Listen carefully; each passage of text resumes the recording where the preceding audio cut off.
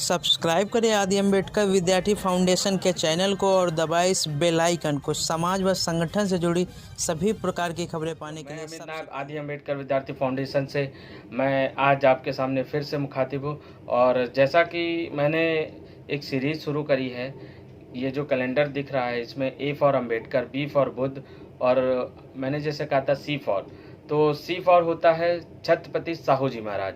तो आज हम बात करेंगे छत्रपति साहू जी महाराज पर। छत्रपति साहू जी महाराज जी का जन्म 26 जून 1874 को कोल्हापुर में हुआ था।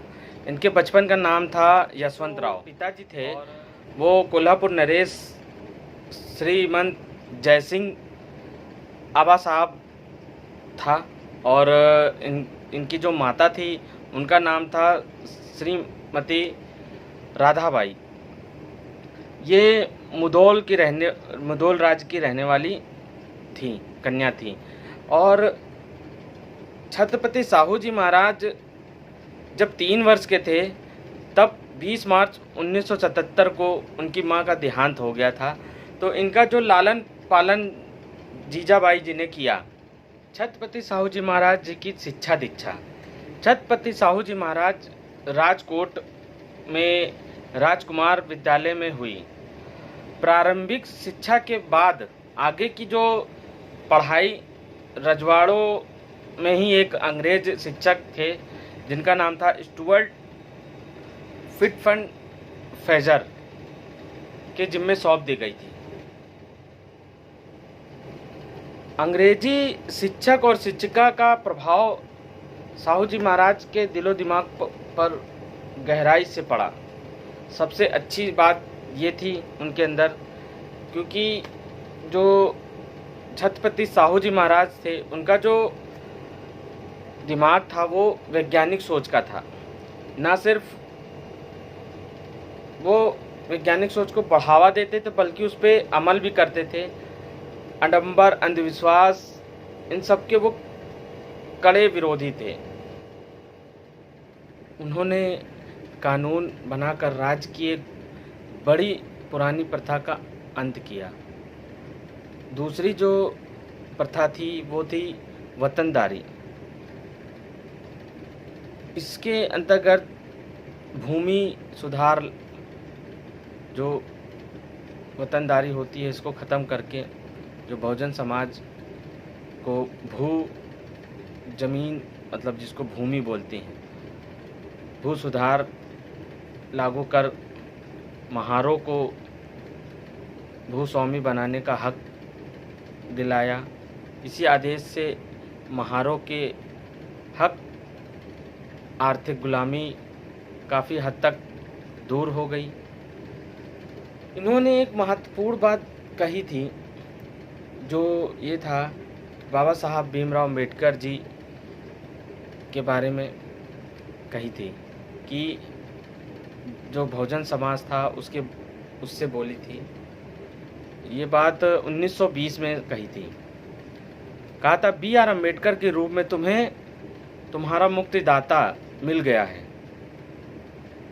जो तुम्हारे दुखों के निवारण की बेड़ियां तोड़ने के लिए ये आए हैं। उन्होंने पुनर्विवाह को लागू किया, कानून बनाकर उसको मान्यता दी। छत्रपति साहू जी महाराज जी को आरक्षण के जनक कहा जाता है। क्यों कहा जाता है ये मैं बता रहा हूँ। 1902 में के मध्य साहू जी महाराज जब इंग्लैंड पढ़ाई करने गए हुए थे तो वहीं से ही एक आदेश उन्होंने जारी किया था, जो कोल्हापुर में अंतर्गत शासन प्रशासन में 50% आरक्षण पिछड़ी जातियों के लिए आरक्षित कर दिए। महाराज जी इस आदेश से, जो 50% का आदेश उन्होंने जारी किया, इससे ब्राह्मणों के अंदर खलबली मच गई। सन 1894 में जब साहू जी महाराज ने राज्य की बागडोर संभाली तब उन्होंने ये पाया कि सामान्य प्रशासन में कुल 71 पद होते हैं, उसमें से 60 पद पर ब्राह्मणों ने कब्जा किया हुआ था। इसी तरह से जो लिपिकीय पद हैं 500 पद, उसमें से मात्र सिर्फ 10 पर गैर ब्राह्मण थे, यानी कि 10 पर सिर्फ अदर समाज के थे, बाकियों पर ब्राह्मणों ने कब्जा किया हुआ था। इस व्यवस्था को उन्होंने ख़त्म किया। और जो शंकराचार्य मठ था, सन 1912 में उन्होंने 95 पदों में से सिर्फ 35 पद ब्राह्मणों के पास रह गए थे, बाकी पिछड़ी जातियों के पास आ गए थे। जब 1903 में साहू जी महाराज स्थित शंकराचार्य मठ की संपत्ति जब्त करने का आदेश दिया, तब एकदम कोल्हापुर में हाहाकार मचने लगा। क्यों किया था उन्होंने ऐसा? क्योंकि मठ से जो पैसा आता था वो ब्राह्मणों की पढ़ाई के लिए, खजाने से ब्राह्मणों की पढ़ाई के लिए जाता था, जो कि वो मजबूत हो रहे थे। और जो पिछड़ी जातियाँ, जो बहुजन समाज के लोग हैं, वो बहुत पीछे की ओर जा रहे थे।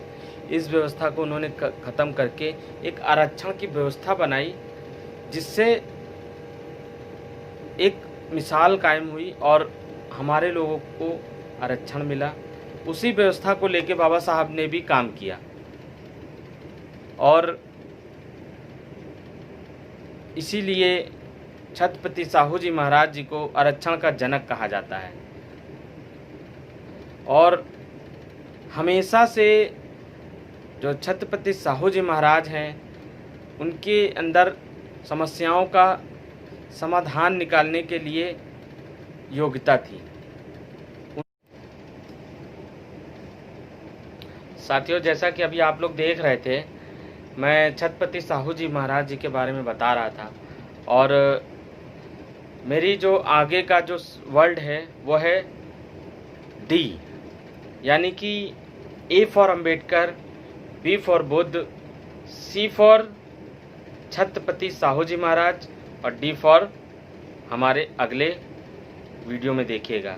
तो साथियों, मैं ज़्यादा समय ना लेकर आपसे मैं अपनी बात को यहीं पे विराम देने से पहले मैं बताना चाहूँगा कि हमारी जो आगे की वीडियो है उसको देखने के लिए हमारे चैनल को सब्सक्राइब करें और शेयर करें, जिससे मैं अच्छे से अच्छा आपके सामने वीडियो ला सकूं। और अगर कोई सुझाव हो तो वो हमारे कमेंट बॉक्स में ज़रूर दें। तो मैं अपनी बात को यहीं पे ख़त्म करता हूं। जय भीम, जय समाज।